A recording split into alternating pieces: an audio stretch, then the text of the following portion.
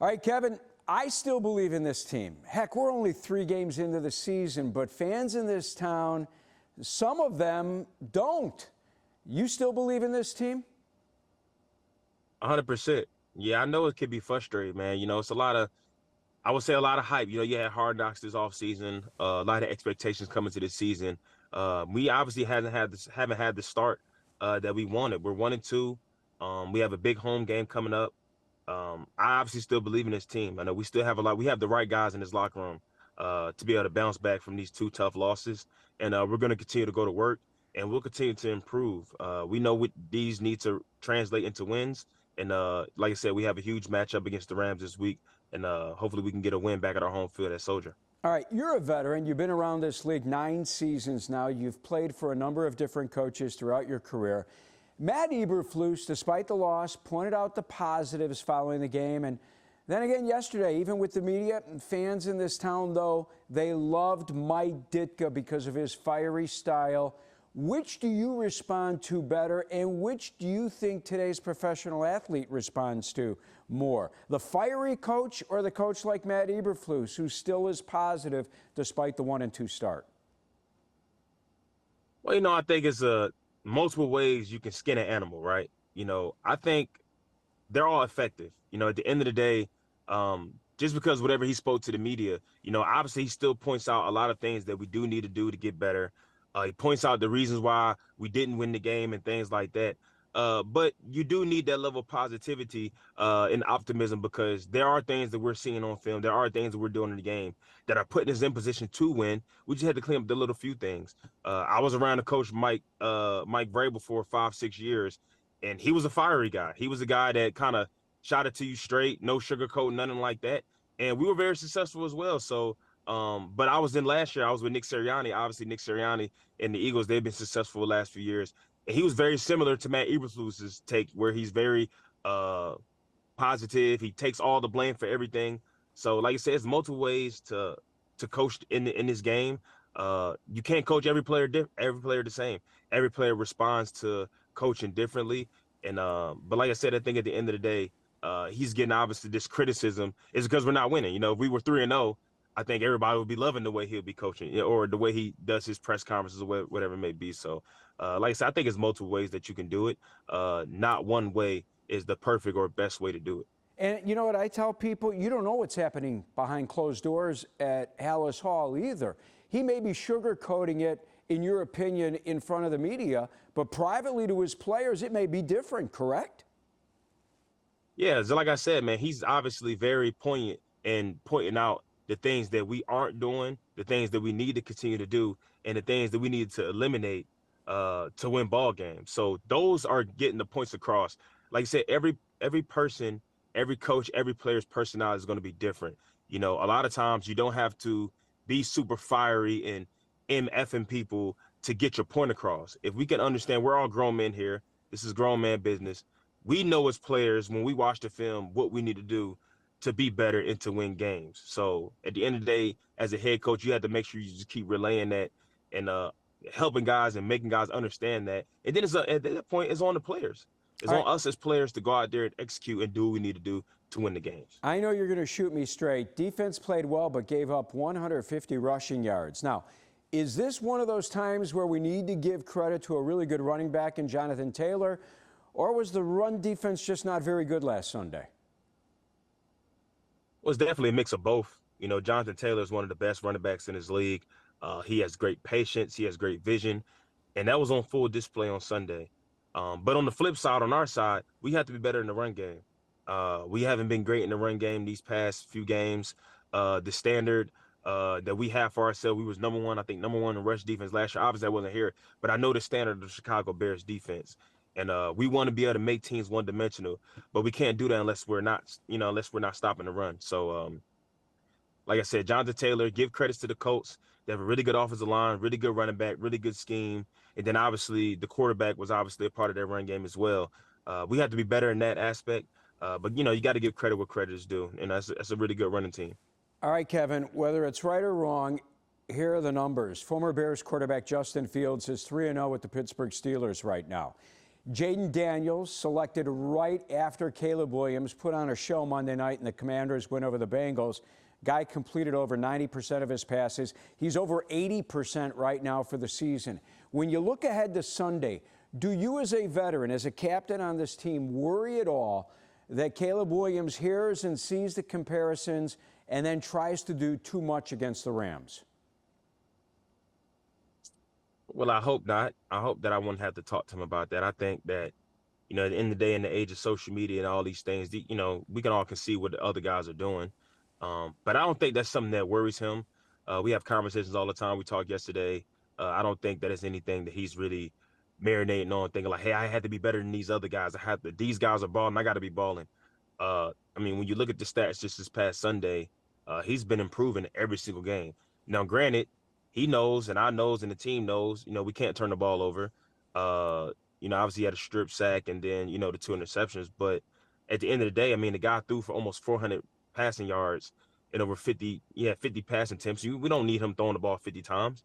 But when he did throw the ball, he almost threw for 400 passing yards and threw 2 touchdowns, had his first touchdown in Rome. And that was awesome. And obviously Cole had a big game. So in my opinion, he balled out. You know what I'm saying? Other than the turnovers, he had some really good plays. And I think that he understands and we all understand what we need to do to be better around him. So I don't think that he's too caught up on, what these other guys are doing. I think he set a record for the most passing yards of a rookie quarterback for the Bears history. So he's doing some really good things, and there's some things he need to improve, just like everybody around the league. All right, the running game needs to improve. Why can't this Bears offense run the football?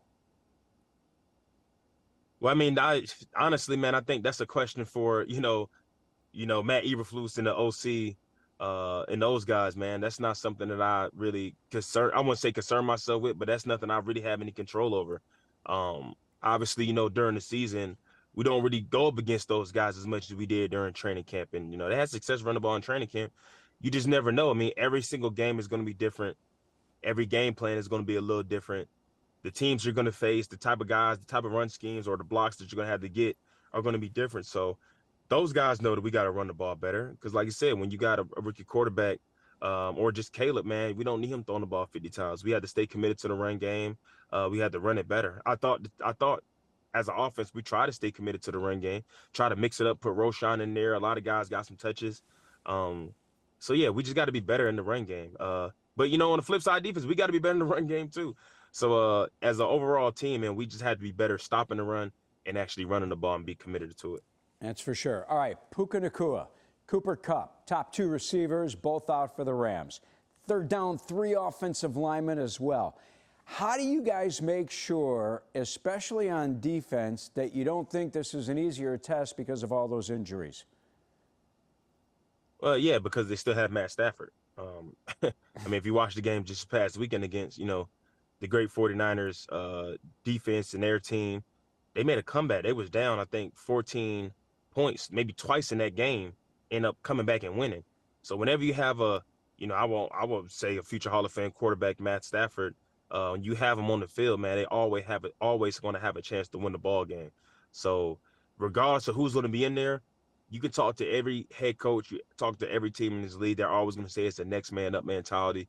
So I don't expect that team to expect any drop off with their 2 top guys out there. Now, as a defense, do we need to take advantage of that? Absolutely. Is there a game plan, and the way Sean McVay is going to present the game plan to us is going to be a little different because without their 2 guys and their offensive line? 100%. But Sean McVay has been around for a while. He's one of the best coaches, play callers in this league. So we have to be ready for anything. What we watch on film could be something totally different that we see, on Sunday. So we got to be true to our game plan, true to us. And that's what this game is going to be more about, us, and not necessarily who they trot out there, on receiver or at offensive line. All right, Kevin, I hate calling the 4th game of the season a must-win, but I saw a number. Only 25% of the teams that open up 1 and 2 make the playoffs. 1 and 3, it's near impossible. Hey, man, this is a must-win at home Sunday against the Rams, isn't it? Yeah, man, I don't want to necessarily call it an absolute must-win, but the sense of urgency to get a W at home against the Rams has to be at very, very, very high. Just like you said, the odds won't be in our favor. I don't want to go out there and try to test that theory to be 1-3 and try to make the playoffs. Now I done seen it happen. I done been 2-4, go to the AFC Championship game.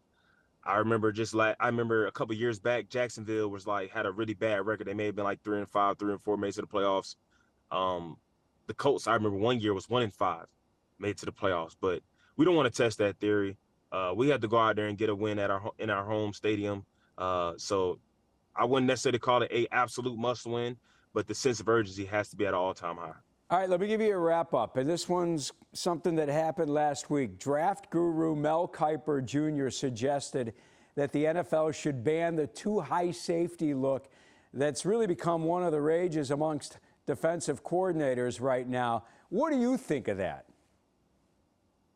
You know, I just thought it was a ridiculous take. I think that, well, number one, too high safeties has been around for a long time. Now, you look at like the history of football in the 2000s, like late 2000s or whatever, when the Legion of Boom and those guys were doing their thing. The one high safety, the cover three, was the biggest thing in football. Everybody was doing what they were doing. They were doing it at a high level. And now, as the speed in the college game has transitioned more into the NFL, you are seeing a lot more too high, right? If it's cover two, quarters type defenses to try to handle all this speed that you have out there. Because, this isn't the days where you got a 270, 280-pound tight end that don't really catch the ball that well. These guys are pretty much receivers out there. Receivers are faster. Quarterbacks are faster. You have to be able to keep a lid on these offenses, because if not, we'll be getting 50, 60-point games all day because it's just too many holes out there. So honestly, I think more of the issue or the discussion that needs to be had is you have a lot of quarterbacks that might not be reading these defenses well. You know what I mean? Like, I think there are plays to be made out there in two house defenses, offensive coordinators, and there are a lot of ways to beat them. They just have to go out there and do it. I mean, I think that this year there's been some really good defensive performances. I think it was a stat out there that said the first two games was like a NFL record low of like touchdowns, or it was something like, it's like 68 touchdowns or something like that. Yeah. Because defenses was just playing really well this year. So I just think it was a ridiculous take. Finally, like Komet said, no ketchup on the hot dogs, all right, in this town? Yeah, but I say I'm not going to disrespect the city of Chicago and go and order a hot dog and put ketchup on it. Will I still do it at the house? Probably. But like I said, I only really eat hot dogs if I'm at a cookout or something. You know what I mean? Like, get a burger, get a hot dog, put some relish. I'm not a mustard guy, but I'll put some ketchup on there. So it just really depends. But if I go to one of these famous hot dog places, you would not see me doing ketchup. I will actually try it exactly how it's supposed to be made, and we'll see. I may stop putting ketchup on my hot dogs. I love it. I love it. All right, we're going out for hot dogs when you come into the city. Thanks as always for the time, Kevin. Oh, absolutely. Thank you guys, man. I appreciate it.